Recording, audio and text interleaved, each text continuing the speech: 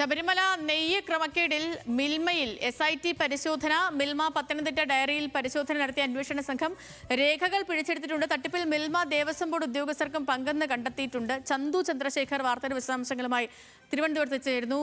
ചന്തു, എങ്ങനെയായിരുന്നു പരിശോധന? എന്തൊക്കെ തെളിവുകൾ പിടിച്ചെടുത്തിട്ടുണ്ട് അവിടുന്ന്?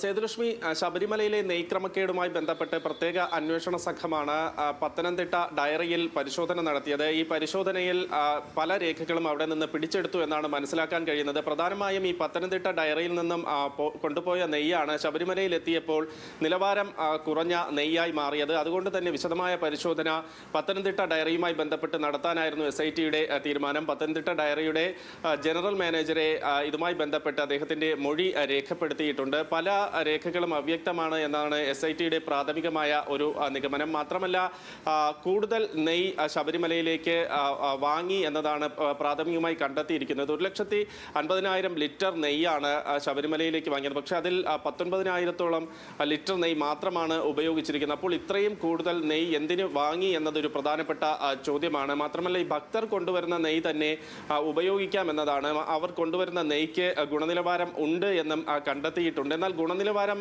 കുറവാണ് എന്ന് ചൂണ്ടിക്കാട്ടിയായിരുന്നു മിൽമയിൽ നിന്നും ഇത്രയധികം നെയ്യ് വാങ്ങാൻ തീരുമാനിച്ചിരുന്നത്.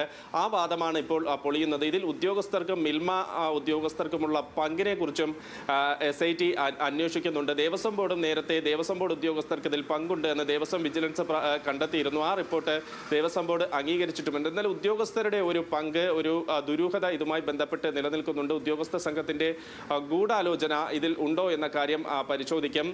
മാത്രമല്ല, ഈ നെയ്യ് ഭക്തർ കൊണ്ടുവരുന്ന നെയ്യ് ഉപയോഗിക്കാൻ കഴിയുമെന്ന് ശബരിമലയിൽ 36 വർഷമായി ഈ അരവണയും അപ്പവും ഒക്കെ ഉണ്ടാക്കുന്ന വ്യക്തി തന്നെ SITക്ക് മൊഴി നൽകിയ സാഹചര്യവുമുണ്ട്. ഈ കാര്യങ്ങളൊക്കെ വെച്ച് പരിശോധിക്കുമ്പോൾ കരുതിക്കൂട്ടി ഇത്തരത്തിൽ ഒരു നെയ്യ് ക്രമക്കേടിന് വേണ്ടി ഗൂഢാലോചന നടത്തിയോ എന്ന കാര്യമാണ് പരിശോധിക്കേണ്ടി വരുന്നത്. അത്തരത്തിലേക്കുള്ള അന്വേഷണത്തിലായിരിക്കും SIT സംഘം നീങ്ങുക.